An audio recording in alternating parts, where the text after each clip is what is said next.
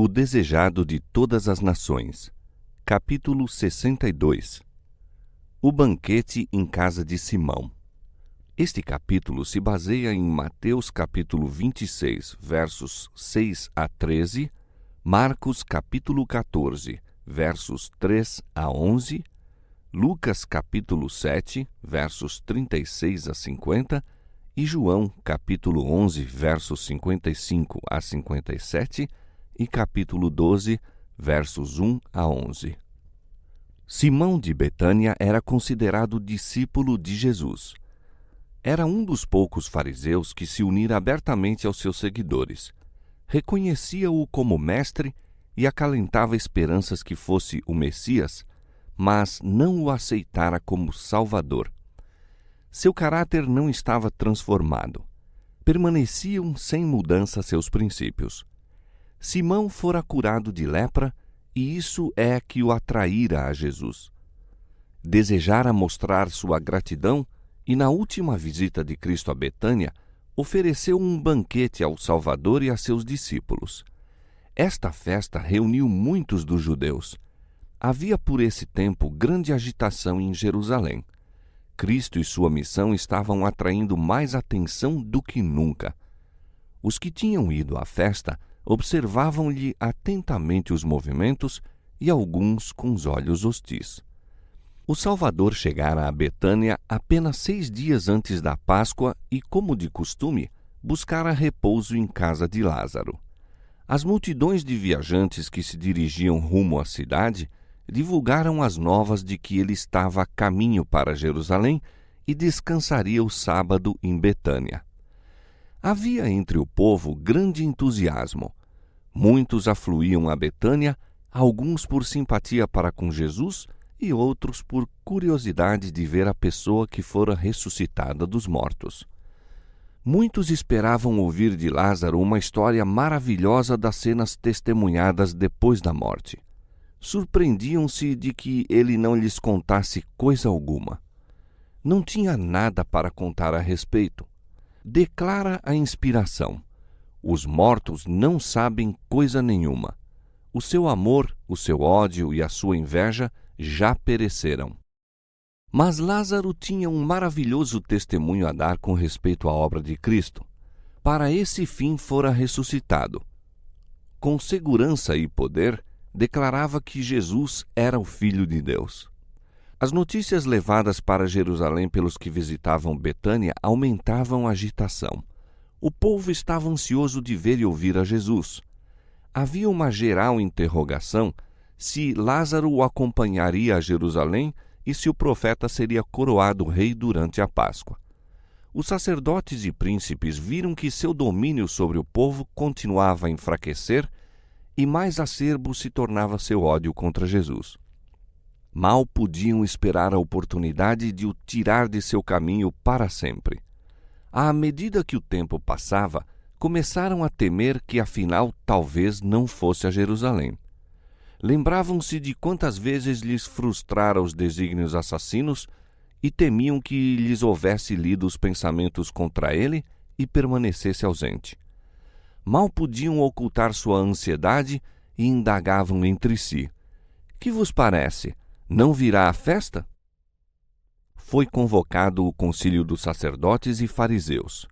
Desde a ressurreição de Lázaro aumentara tanto a simpatia do povo para com Jesus que seria perigoso lançar mão dele abertamente. Assim decidiram as autoridades prendê-lo em segredo e efetuar o julgamento o mais silenciosamente possível. Esperavam que, ao se tornar isso conhecido, a inconstante onda da opinião pública se voltaria a seu favor. Assim se propuseram a destruir Jesus. Mas enquanto Lázaro existisse, sabiam os sacerdotes e rabis que não se achavam em segurança. A própria existência de um homem que por 4 dias estivera no sepulcro e fora ressuscitado por uma palavra de Jesus, causaria cedo ou tarde uma reação. O povo se vingaria de seus guias por tirarem a vida àquele que fora capaz de realizar esse milagre. O sinédrio decidiu, portanto, que Lázaro também devia morrer. A tal ponto a inveja e os preconceitos levam seus escravos. O ódio e a incredulidade dos guias judaicos haviam crescido até dispô-lo a tirar a vida de uma pessoa a quem o infinito poder salvara do sepulcro. Enquanto se tramava em Jerusalém essa conspiração, Jesus e seus amigos eram convidados à festa de Simão. À mesa achava-se Jesus, tendo a um lado Simão, a quem curara repugnante moléstia, e do outro Lázaro, a quem ressuscitara. Marta servia à mesa, mas Maria escutava ansiosamente toda a palavra que caía dos lábios de Jesus. Em sua misericórdia, perdoara Jesus os seus pecados, chamara do sepulcro seu bem-amado irmão, e a alma de Maria estava cheia de reconhecimento. Ouvira Jesus falar de sua morte próxima e, em seu profundo amor e tristeza, almejava honrá-lo. Com grande sacrifício para si, comprara um vaso de alabastro de unguento de nardo puro de muito preço, para com ele ungir-lhe o corpo. Mas agora muitos diziam que ele estava para ser coroado rei. Seu pesar transformou-se em alegria e ansiava ser a primeira a honrar a seu senhor. Quebrando o vaso de unguento, derramou o conteúdo sobre a cabeça e os pés de Jesus e depois, enquanto de joelhos chorava, umedecendo-os com lágrimas, enxugava-os com os longos cabelos soltos. Buscara não ser observada e seus movimentos poderiam passar desapercebidos, mas o unguento encheu a sala de odor, declarando a todos os presentes a ação dela. Judas contemplou a mesma com grande desagrado. Em vez de esperar o que diria Cristo sobre o assunto, começou a murmurar suas recriminações aos que lhe ficavam mais próximos, censurando-os por tolerar esse desperdício. Fez astutamente insinuações de molde a produzir descontentamento. Judas era tesoureiro dos discípulos e de seu pequeno depósito subtraíra às escondidas para o próprio uso, limitando assim a uma insignificância os recursos dos discípulos. Ansiava colocar na bolsa tudo quanto pudesse obter. Dos meios desta bolsa muitas vezes se tirava para socorro dos pobres, e quando se comprava qualquer coisa que Judas não julgava essencial, dizia: por que esse desperdício? Por que o preço disso não se pôs na bolsa que tenho para os pobres? Ora, o ato de Maria achava-se em tão frisante contraste com o seu egoísmo que o colocava em situação vergonhosa. E, segundo o seu costume, procurou apresentar um motivo digno à objeção que fazia a sua oferenda. Voltando-se para os discípulos, disse: por que não se vendeu este unguento por 300 dinheiros e não se deu aos pobres? Ora, ele disse isto não pelo cuidado que tivesse dos pobres, mas porque era ladrão e tinha a bolsa e tirava o que ali se lançava. Judas não tinha coração para os pobres. Houvessem vendido o unguento de Maria, caísse o lucro em seu poder e não teriam os pobres recebido o benefício. Judas tinha em alto conceito sua habilidade administrativa. Julgava-se como financista muito superior aos condiscípulos e levara-os a considerá-lo da mesma maneira. Conquistara-lhes a confiança e exercia sobre eles grande influência. Sua professa simpatia pelos pobres os enganou, e a astuta insinuação que fez os levou a olhar com desconfiança a dedicação de Maria. E em volta da mesa passou a murmuração: para que este desperdício? Pois este unguento podia vender-se por grande preço e dar-se o dinheiro aos pobres. Maria ouviu as palavras de crítica. O coração tremeu-lhe no peito. Temeu que a irmã repreendesse por seu desperdício. Talvez o mestre também a julgasse imprevidente. Sem se justificar ou apresentar desculpa, estava para se esquivar dali quando se ouviu a voz do seu senhor: deixai-a, por que a molestais? Viu que ela estava embaraçada e aflita. Sabia que nesse ato de serviço exprimira a gratidão pelo perdão de seus pecados e acalmou-lhe o espírito. Erguendo a voz acima dos murmúrios da crítica, disse: Ela fez-me boa obra, porque sempre tendes os pobres convosco e podeis fazer-lhes bem quando quiserdes, mas a mim nem sempre me tendes. Esta fez o que podia, antecipou-se a ungir o meu corpo para a sepultura. A fragrante oferenda que Maria pensara prodigalizar ao corpo inanimado do Salvador vazou a ela sobre ele vivo.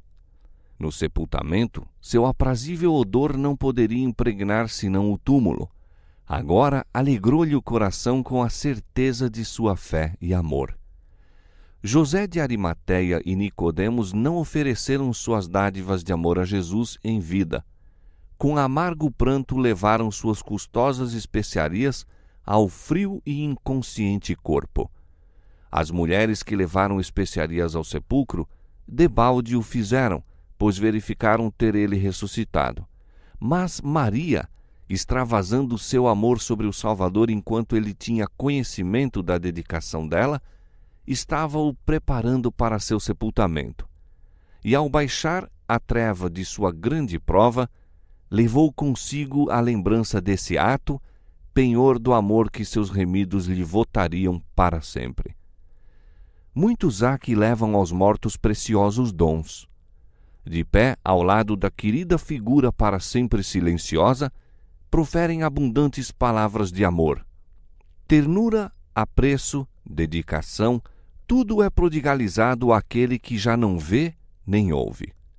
Houvessem essas palavras sido ditas quando o fatigado espírito tanto delas necessitava, quando o ouvido as apreenderia e o coração as podia sentir, quão precioso teria sido o seu perfume.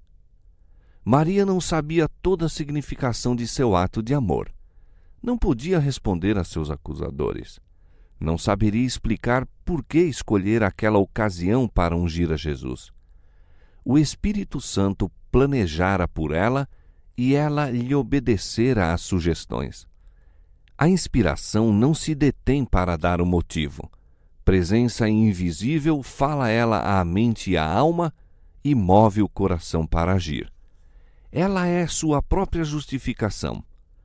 Cristo explicou a Maria o significado de seu ato e com isso lhe deu mais do que recebera. Ora, derramando ela este unguento sobre o meu corpo, disse ele, fê-lo preparando-me para o meu enterramento. Como o vaso de alabastro foi quebrado e encheu toda a casa com sua fragrância, assim Cristo havia de morrer e seu corpo ser quebrantado, mas ele se ergueria da tumba e o perfume de sua vida havia de encher a terra.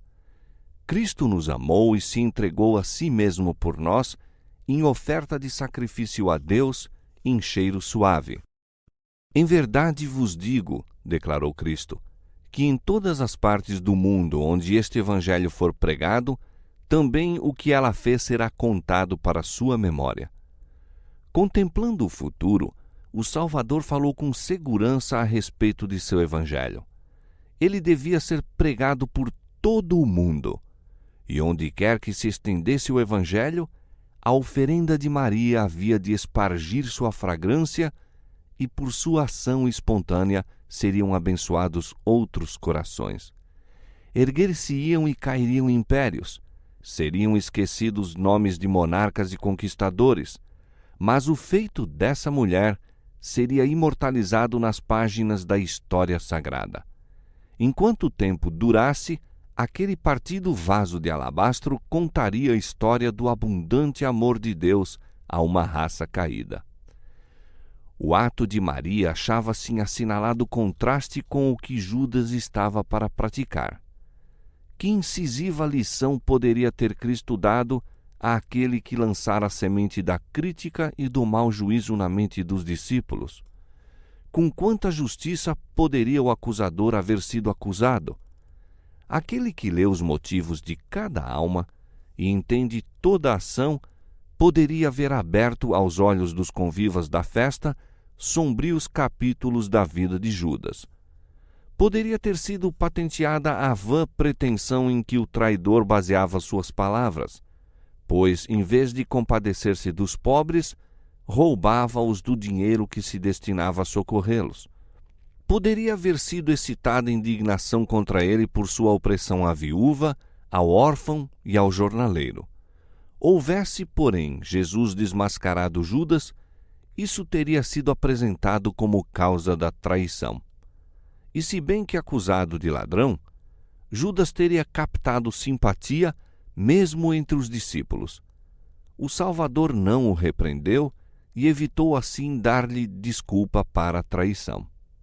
O olhar que Jesus lhe lançou, no entanto, convenceu a Judas de que o Salvador lhe penetrara a hipocrisia e lera seu baixo, desprezível caráter. E louvando Maria, tão severamente reprovada, Cristo repreendera a Judas. Antes disso, o Salvador nunca lhe fizera uma censura direta. Agora, a reprimenda irritou-lhe o coração. Decidiu vingar-se. Da ceia, saiu diretamente para o palácio do sumo sacerdote, onde encontrou reunido o conselho e ofereceu-se para lhes entregar Jesus nas mãos. Os sacerdotes se regozijaram. A esses guias de Israel fora concedido o privilégio de receber a Jesus como Salvador, sem dinheiro e sem preço.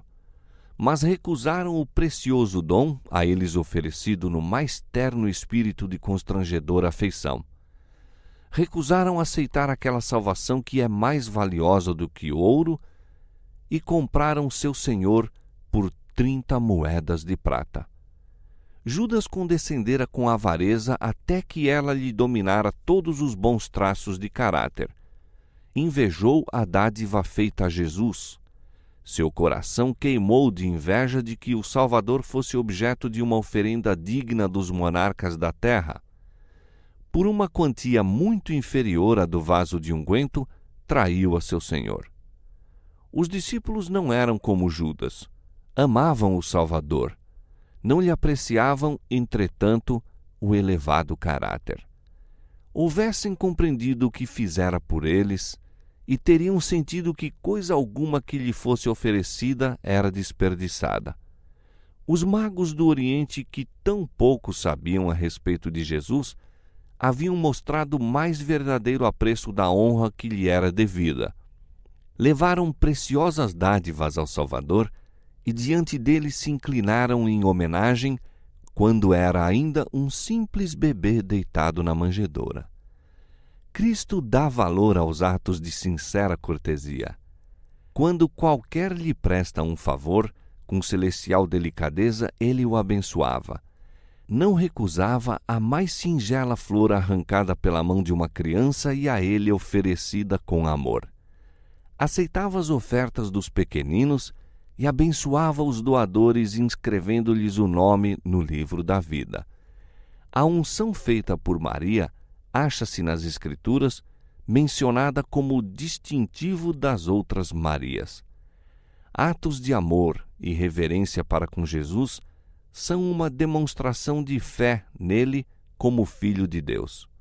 E o Espírito Santo menciona como testemunho de lealdade para com Cristo: se lavou os pés aos santos, se socorreu os aflitos, se praticou toda boa obra.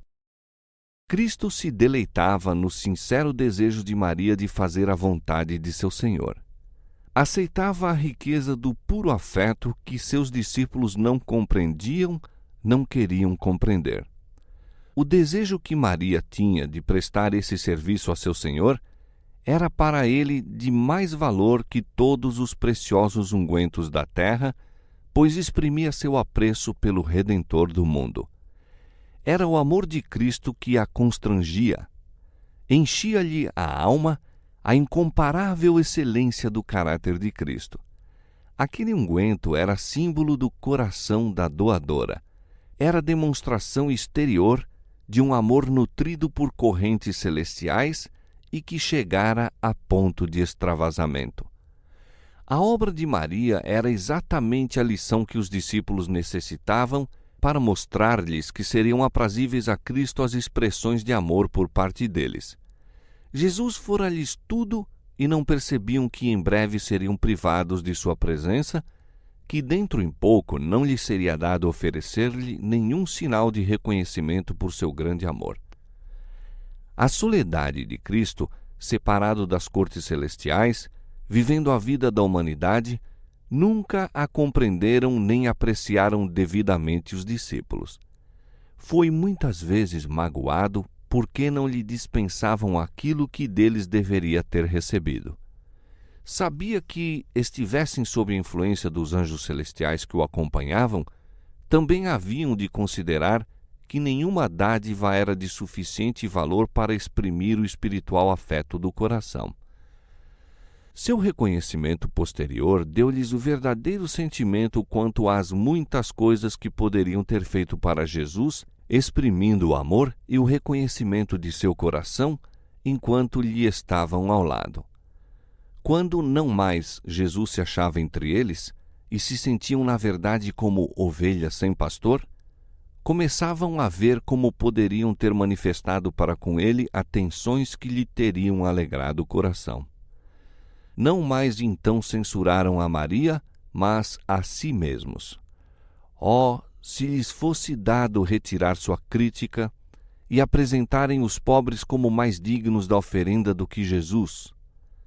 Sentiram vivamente a reprovação ao tirarem da cruz o ferido corpo de seu Senhor. A mesma falta se manifesta hoje em nosso mundo. Poucos somente apreciam o que Cristo é para eles. Fizessem-no, no entanto, e o grande amor de Maria seria expressado, a unção liberalmente feita. Não seria considerado desperdício o custoso unguento. Coisa alguma se reputaria demasiado preciosa para Cristo, nenhuma abnegação nem sacrifício grande demais para ser suportado por amor dele. As palavras proferidas em indignação, "Por que é este desperdício?", recordaram vividamente a Cristo o maior sacrifício já feito, o dom de si mesmo como propiciação por um mundo perdido. O Senhor seria tão munificente para com a família humana que não se poderia dizer-lhe que lhe era possível fazer mais. No dom de Jesus, Deus deu todo o céu.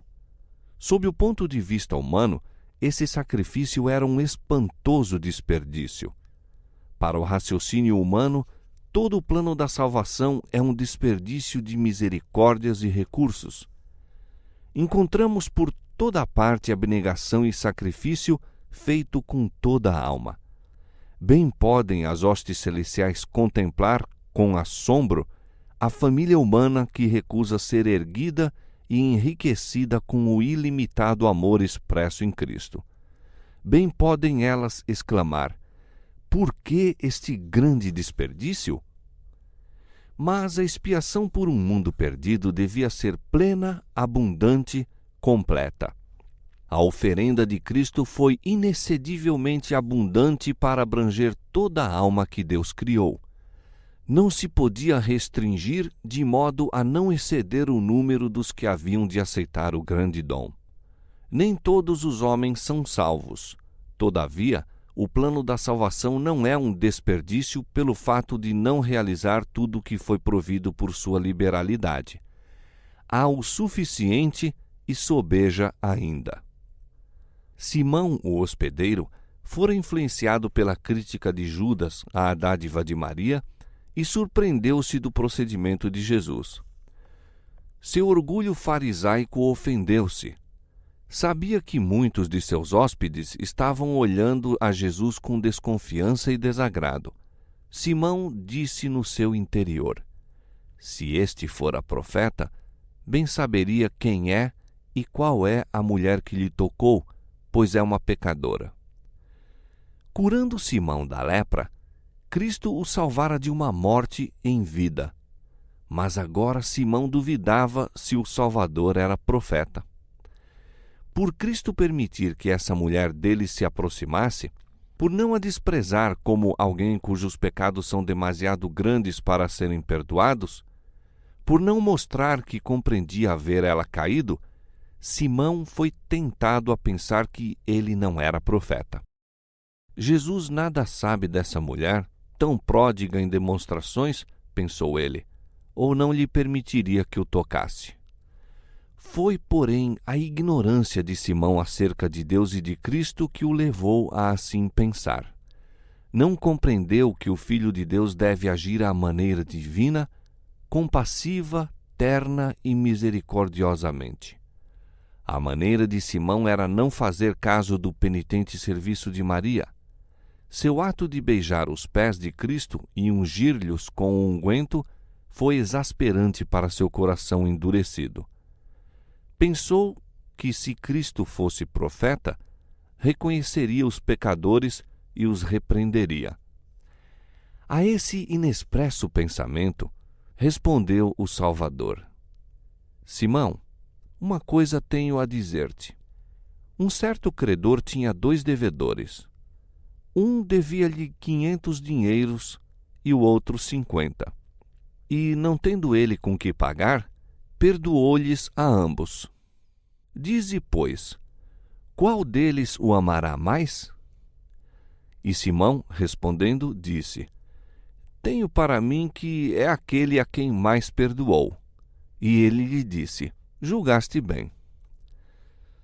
Como fizera Natã com Davi, Cristo ocultou seu bem atirado golpe sob o véu de uma parábola.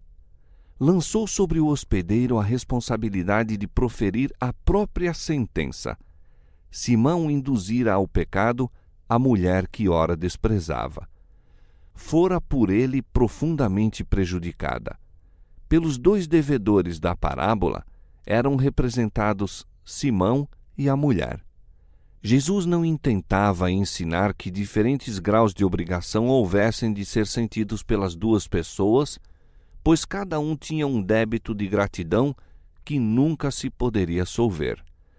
Mas Simão se julgava mais justo que Maria, e Jesus desejava fazer-lhe ver quão grande era na verdade a sua culpa.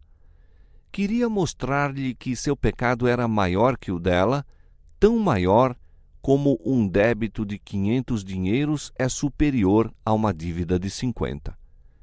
Simão começou então a ver-se sob um novo aspecto. Observou como Maria era considerada por alguém que era mais que profeta. Notou que, com o penetrante olhar profético, Cristo lhe lera o amorável e devotado coração. A vergonha apoderou-se dele e percebeu achar-se em presença de alguém que lhe era superior. Entrei em tua casa, continuou Cristo, e não me deste água para os pés. Mas com lágrimas de arrependimento originadas de amor, Maria lavou-me os pés e enxugou-os com os próprios cabelos. Não me deste ósculo, mas esta mulher, a quem tu desprezas, desde que entrou, não tem cessado de me beijar os pés. Cristo contava as oportunidades que Simão tivera de manifestar seu amor pelo Senhor e o apreço pelo que fora feito por ele.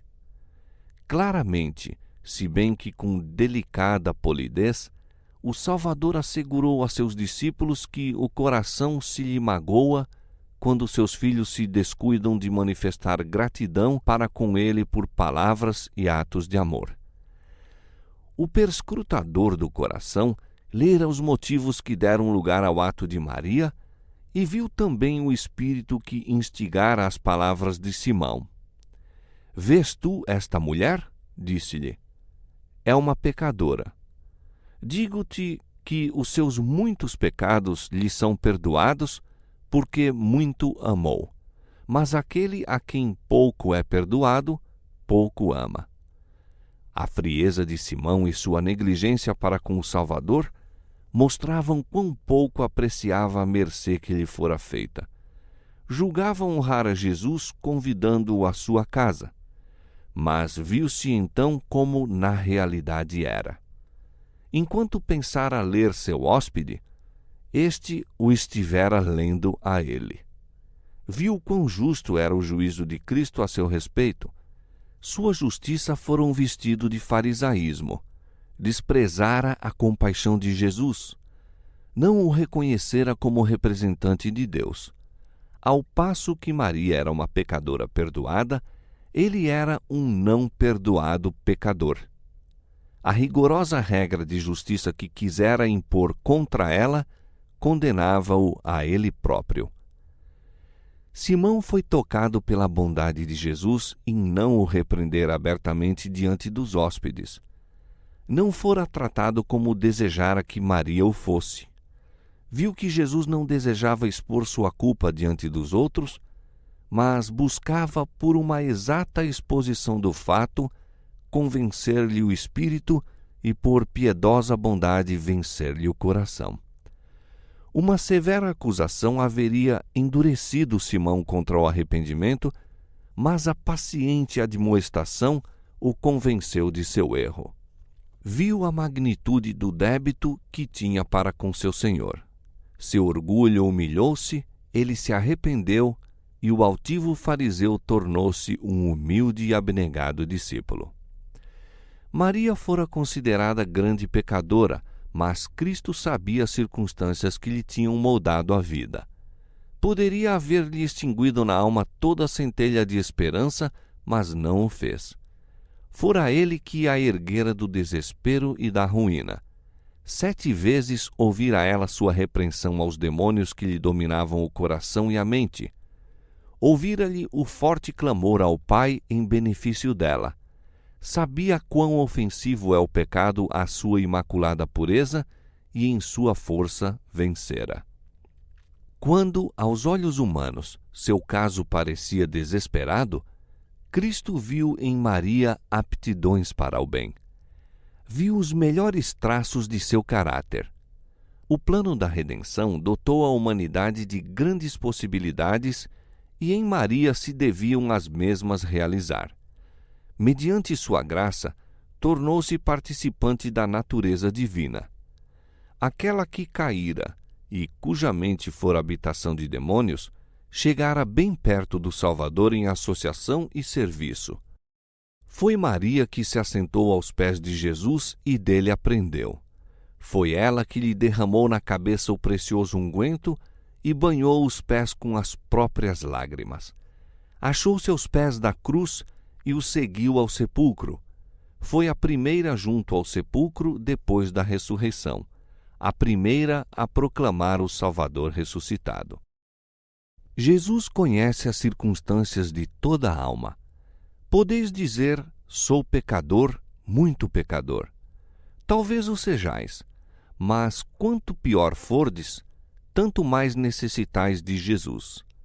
Ele não repele nenhuma criatura que chora contrita. Não diz a ninguém tudo quanto poderia revelar, mas manda a toda alma tremente que tenha ânimo.